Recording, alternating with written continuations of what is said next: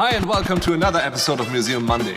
Today we will talk about what the first crash test dummies in my favorite LP have in common.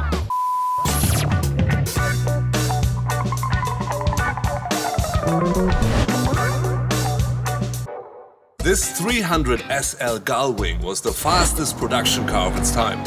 As an instant classic, it's best remembered for its upward opening doors. And by the way, size doesn't matter in this case. Those time in the 50s when it was built, safety still took a back seat. As you can see, there wasn't even a seat belt. But one Austrian-Hungarian guy went on to revolutionize automotive safety.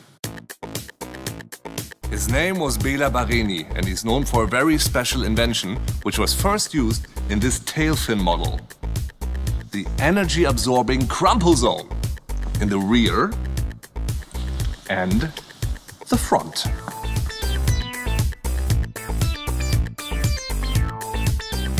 If you ever asked yourself how crumple zones work, just picture this.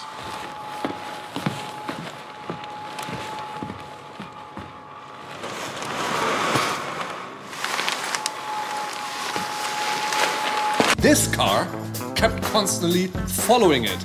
How did the data get from this car to that car? By an ingenious invention of the 60s, the cable. Hello?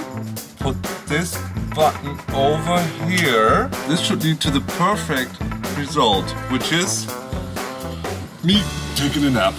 All right.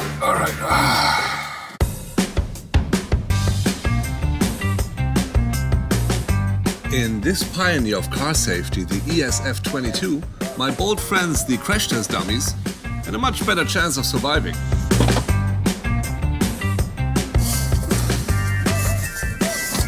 This, by the way, was the first car ever built. These belt tensioners. Yep. Safe. Another huge invention tested in this car in the 70s was the airbag. Back in those days, it was called a Luftsack. Luftsack. That literally means airbag. Even though it wasn't filled mainly with air, but with nitrogen. To answer my question from the beginning, what these guys over here and my favorite LP have in common, they share the same skin, vinyl. Barény had over 2,500 patents. That's twice as many as Thomas Edison, who, you know, just invented the light bulb. I'll see you next week, and I'll show you one of my personal highlights, the C111.